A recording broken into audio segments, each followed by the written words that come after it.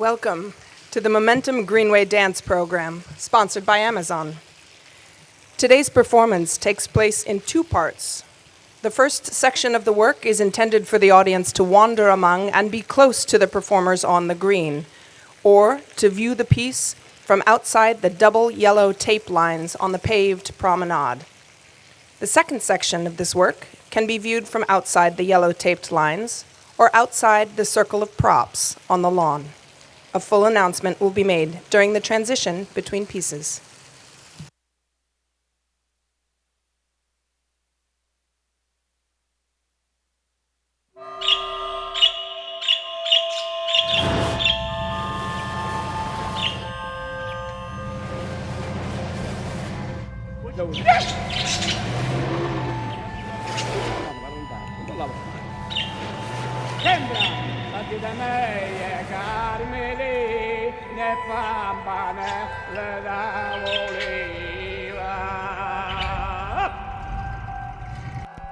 Let me talk about the saints and sinners in my family.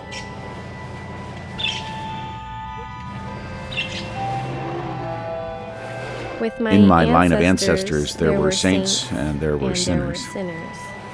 The stories that we often told around the holiday table, and then the stories that we didn't talk about at all. Some of these surfaced way after the relative at the center of the story was dead and gone. My mom didn't think she could have kids, and then she met my father.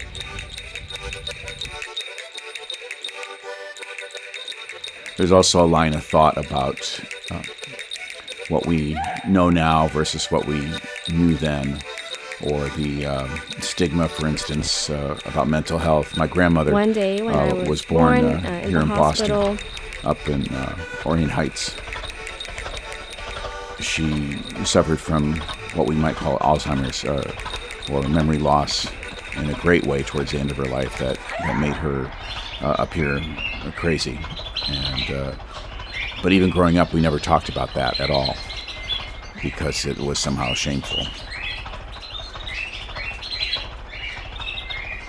That we sometimes submerge those stories in light of the parades and the celebrations and the holidays. My father's brother-in-law was a bookie. This is in the early 1900s, somewhere around, I'm going to say 1920. He was Sicilian and known as Boston Blackie. He was an interesting man. However, he ended up in the slammer. We don't know exactly why, but he did end up in the slammer. And when he went in, he was a complete man. When he came out, his legs were gone. Well, now, it could have been diabetes. I'm not sure. It was something. But that was Uncle Blackie. I never met him. But I have letters that he wrote to my mother when she was in the hospital because my father was dating her and was embarrassed to write to her. So Uncle Blackie did that for her. In my line of ancestors, there were saints and there were sinners in my family. This is Italian This is Italian alabaster. It's a very soft stone, semi-translucent, and it's carved with, generally speaking, with wood carving tools. It's not unlike ivory soap in many respects, but here's the sound of carving alabaster.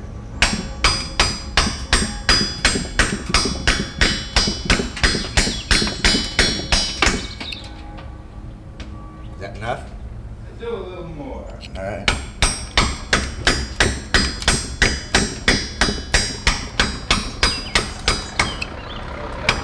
Can you just tap it, or is there any way?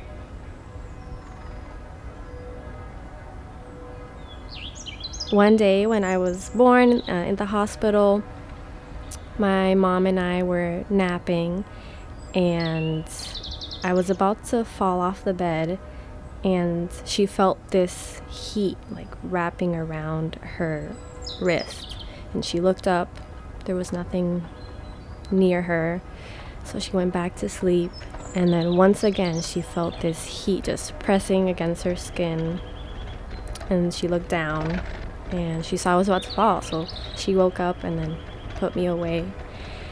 And she believes that this was her mother. So my grandmother saving me from getting hurt. So my grandmother is my saint.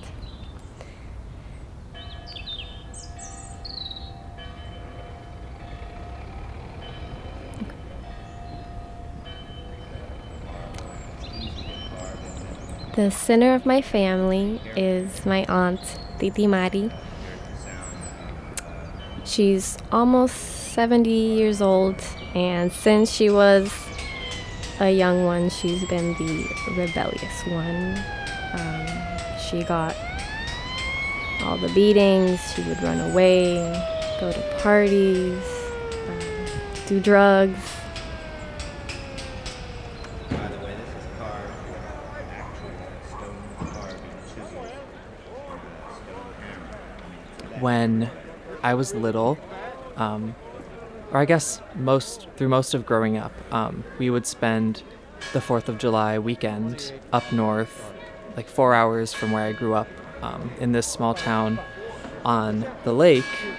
And yeah, it was just a very small town, but a lot of tourists came in for big holiday weekends. So there was a huge 4th of July parade every summer. Still to this day, she chooses the ones that don't treat her well. For some reason, she can't get out of like the badness in this world. She's like stuck in it. And we give her advice, especially my mother, her sister.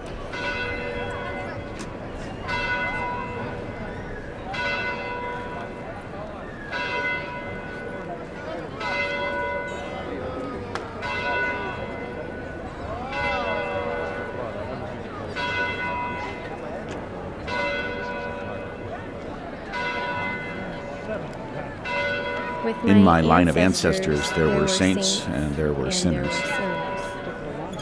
So when I was about, I would say anywhere between 3 and 5. I don't quite remember what year this happened, but we were up for the 4th of July, and as I said, it's a very big parade, so we had our chairs set out in the morning so that they were there when we got back in the evening for the parade. And the parade finally came around. We were standing there watching, and It doesn't have, as you can hear, as pretty a ring as the Galan does, but it's in many ways a much more beautiful stone. It's the stone that the Italian sculptors especially are fond of. When you say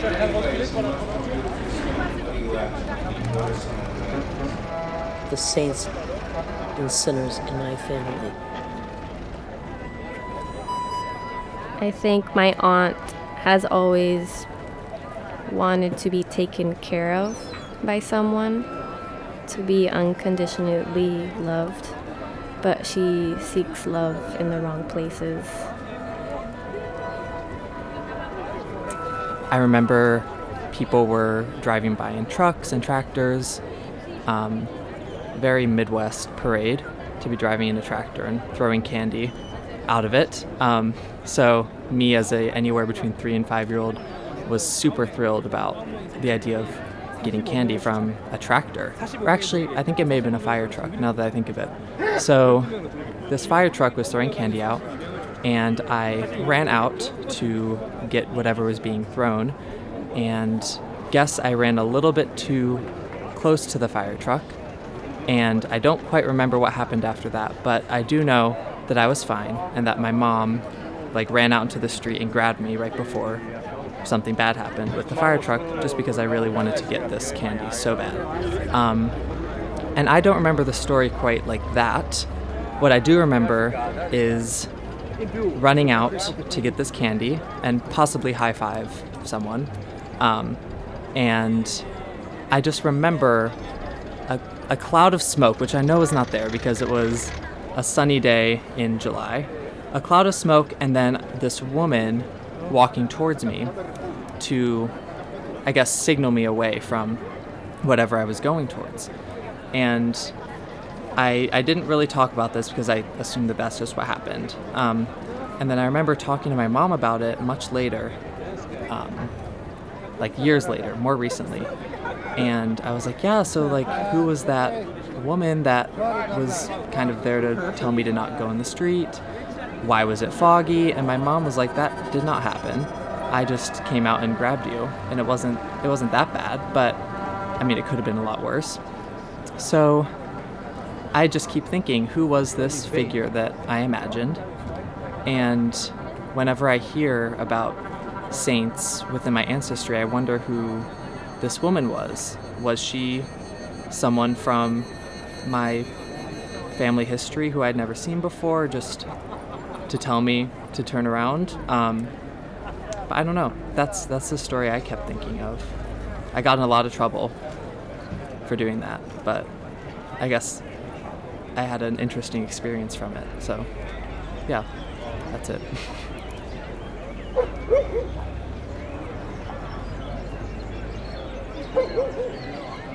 If you could just get me down to the beach, that'd be great. It would be great. Oh, my father said, no problem. Louie and I will take you, and they did.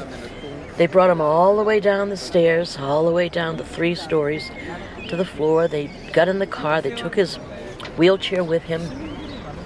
They went up to the top of the Chelsea Bridge, and they threw him off. They threw him off the Chelsea Bridge. This is not a lie. And I said to my father, my God, what on earth were you thinking? Why did you do that? And he said, what do you mean, why did we do that? We wanted to see if he could float. There you go. That's tough love in the Italian side of my family.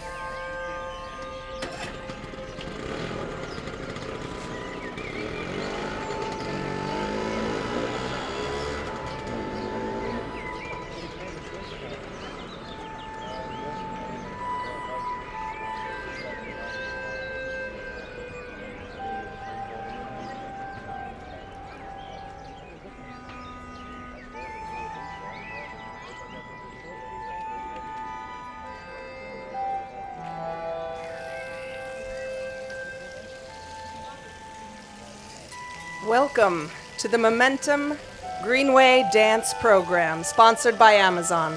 On behalf of the Greenway Conservancy, the nonprofit responsible for the management and care of the Greenway, my name is Georgia Lyman, and I'm the festival producer. We are so glad that you could join us today to experience site-responsive free dance performances right here on the Greenway. The Momentum Greenway Dance Program was developed between staff at the Greenway Conservancy and acclaimed choreographer Peter DeMuro to explore the medium of dance in these spaces and to encourage moving tribute to Boston's rich heritage. There are 4 companies performing in this series every weekend in September, and we invite you to all of them, especially our Dance Festival Day on Saturday, October 7th, where all 4 dances in this series will be performed throughout the day. Today, you'll be seeing the second dance piece in this series, A Passeggia, A Stroll with Sinners and Saints, by Public Displays of Motion. This piece was choreographed by Peter DeMuro, and for a full list of credits and more information, you can grab a program from one of our staff and volunteers, or you can download the PDF using the QR code on all of our signage. Please make note of the double yellow tape lines which mark the performance area on the paved promenade by the swings. We ask that you respect the dancers and stay behind these lines. The Greenway Dance Series is funded exclusively through competitive grants and private sources. We want to thank our presenting sponsor, Amazon, as well as funding from the Greenway Business Improvement District, Meet Boston, and a grant from the National Endowment for the Arts. The following is an address from the choreographer, Peter DeMuro. Public Displays of Motion has woven a metaphoric response to Italian North End heritage, conjuring up some myths, old and newly created, about our ancestors, celebrating the saints and sinners of our lineage. The performance occurs in 2 parts designed to elicit a smile or two and a yearning for an Italian pastry. First, an installation of saints waiting for their parade, and second, a procession in search of its festival. Thank you. And we know you will enjoy a passegia, a stroll with sinners and saints. Tony, Anthony, where have you been? Tony, you're too skinny. You need to eat. Have my lasagna, my chicken parm. Oh, forget about it. Tony.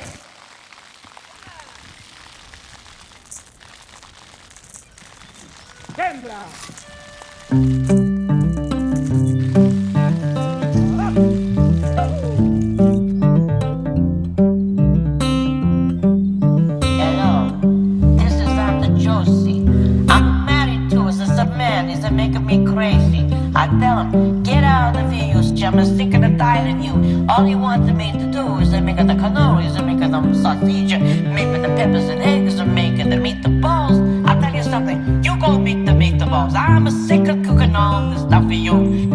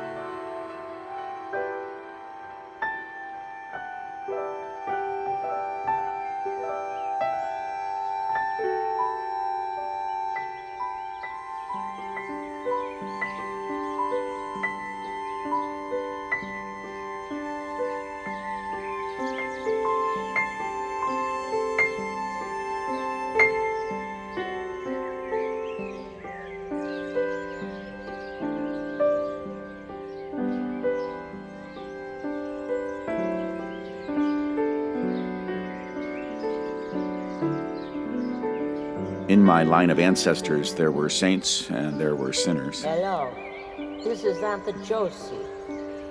The stories that we often told around the holiday table, and then the stories that we didn't talk about at all. Get out of here. Some of these surfaced way after the relative at the center of the story was dead and gone. I'm sick and tired of you. All you wanted me to do is to make the cannolis, and make the sausage, make the peppers and eggs, and make the meatballs. I'll tell you something.